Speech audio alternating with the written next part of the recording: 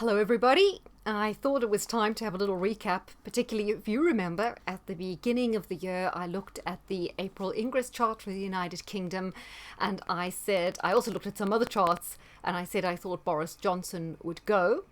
I did say he'd go probably by May, so a little bit out there, but I think at this stage the writing's on the wall, the knives are out.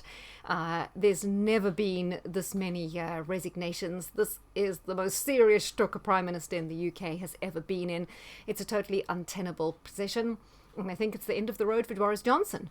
What does this mean? Does this mean the World Economic Forum don't think he's pushing us along towards the Great Reset fast enough, or do they think he's lost public credibility and they want to bring someone else in?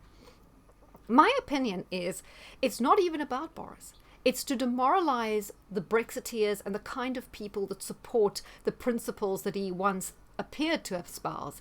It's the same way as getting rid of Trump was meant to crush and demoralize all the people who were maybe patriotic, anti-globalist, because they know that the sentiment that brought him to power was the people who are against the whole globalization now called the reset. Same with Trump. So it may be to demoralize what they think is his support base, although I think that's ebbed away as well.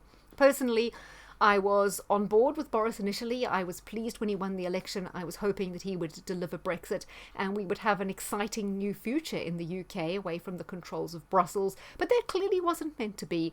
And as you can see, he was thrilled when Trump was gone and ecstatic to welcome in Biden, which Biden was always going to make the Northern Ireland situation far, far worse, which would hamper Brexit. And he wasn't going to give us a trade deal. So if Boris was really keen on Brexit, he would have preferred Trump to stay. But obviously he preferred his fellow puppet from the World Economic Forum to stay.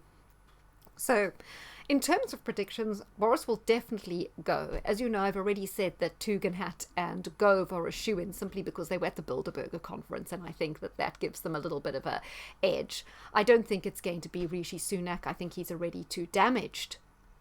And I'm not quite sure if during the most difficult times in UK history, having someone who's married to a billionaire wife is going to increase public confidence in the government's ability to understand what the average person is going through.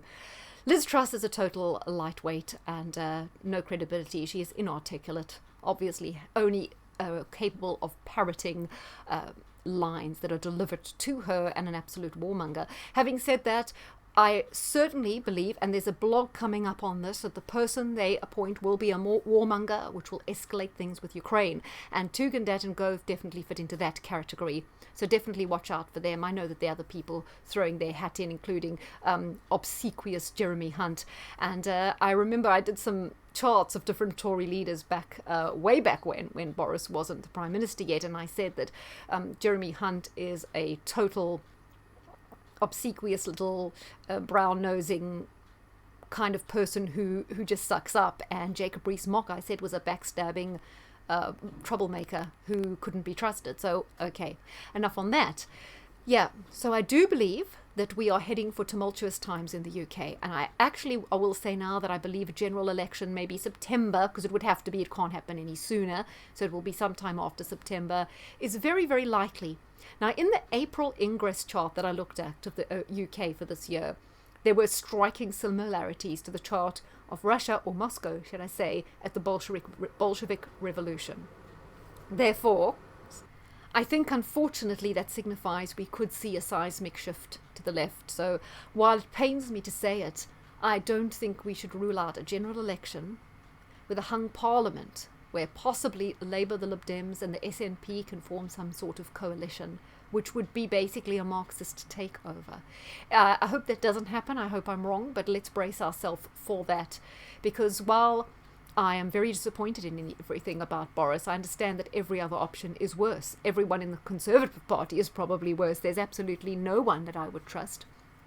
And there's absolutely no way that I'd like to see the other option, which would lead to green communism much, much quicker, greater involvement with the World Economic Forum, a hastening of the whole globalist agenda, and the demoralization of people, the destruction of our culture and our heritage. So that's not a good option. But bearing in mind, yes, and this Marxist revolution has been perpetuated by the press, because without the press going crazy about all these scandals and egging it on, we wouldn't have necessarily seen the fall of Johnson, although I say he's an architect of his own demise, and there's lots I certainly do not like about him. I mean, he's failed on every level. He's gone AWOL for this green thing, when I know for sure he used to talk to Piers Corbyn, and he was a climate skeptic. So I don't know if this is pressure from Kerry, who to me seems like some sort of infiltration agent controlling him. I don't know. But the introduction of this whole jumping on the green bandwagon for me is a big no-no. And it's also a massive strategic mistake if they really are concerned about Russia. I mean, if they really were worried about Russian power, the last thing you would do is start moving to green energy, which we know is in its infancy. It's very iffy. It's not reliable. You can't run any heavy industry.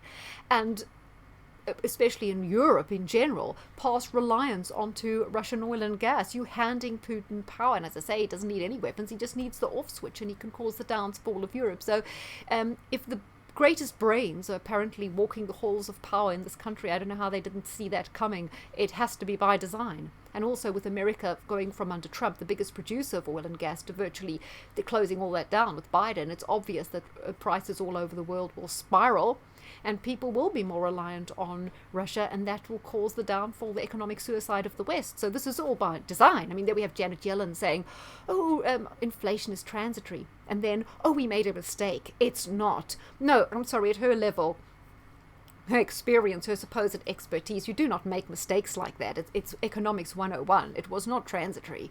You see, they always try and blame it on incompetence. Meanwhile, it's the wanton destruction of the West and the handing of power to Russia and China. And the other thing about Boris, this whole scheme sending migrants to Rwanda was an absolute non-starter. It was never going to work. Anyone could have told you that. And anyway, it's, throwing teaspoons off the Titanic, as far as I'm concerned. Under Boris Johnson, we've had 1 million more people giving legal work visas, not to mention the thousands that are being welcomed across the channel, put up in hotels, eventually giving houses. He's welcoming mass immigration when we do not have the infrastructure, when England is already one of the most overcrowded countries in the world, when there's a shortage of GPs, and when the NHS is on its knees. None of that makes any sense at all. I believe it's been a kind of watered down Brexit.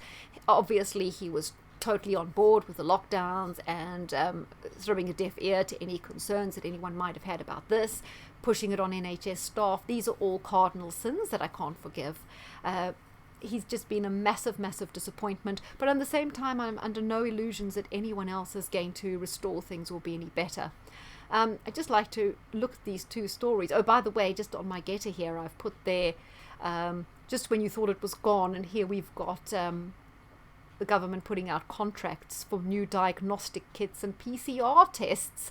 The value of the contract is, I think that's a staggering 2 billion, right? And that goes until the 23rd of June 2002, so that's not going away, right?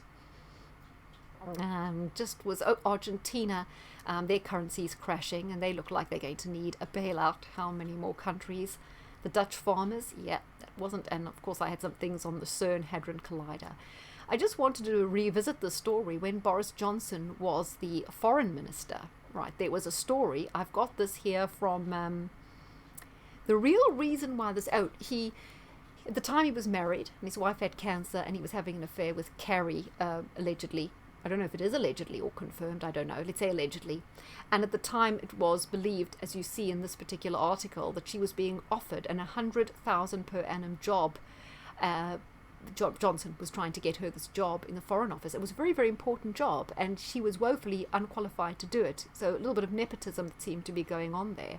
And there was also an incident where George Galloway reported on his show that it was Gavin Williamson, which is why, although so incompetent, he was given so many portfolios, that Johnson was caught, this was reported by the Yorkshire Bylines, was caught having oral sex with Carrie in his office when he was Foreign Secretary. And apparently there's a bottle of wine, and yes, they were caught in this compromising position. Now, people can do what they want in their private life, but really, when you hold an important office, there should be a little bit more respect for the public. It's public time, that's public money. They're earning money courtesy of the taxpayer and doing what should be a very, very important job. A lot of people put the faith of their futures and their children in these people, and this is the disrespect with which they regard the office. As far as I'm concerned, there's never been politicians on both sides who are such political dwarfs. They have no standing. They've shown themselves to be thoroughly incompetent and controlled. People like Liz Truss is an inarticulate no-mark. We've got Ben Wallace, the so-called defense secretary, who was caught on that prank call with the Russians, an absolute buffoon. It's clear all of them are selfish, self-serving, have no idea what they're doing, are woefully inexperienced, and are certainly not a safe pair of hands. I don't see any that can step up to the plate and fill the shoes of anyone who in previous decades walked the halls of power or sat in those chairs. On both sides, it's woeful. Keir Starmer and Angela Rayner said they would resign if they were found responsible by the police for the Speargate and fined. No, they're not going anywhere. There's no integrity. There's no respect for the voter. There's no respect for their office. They are just in there to fill their pockets, to get all the benefits they can get, to enjoy the fame, because all it is politics is showbiz for ugly people. So goodbye, Boris, and oh my God, what comes next?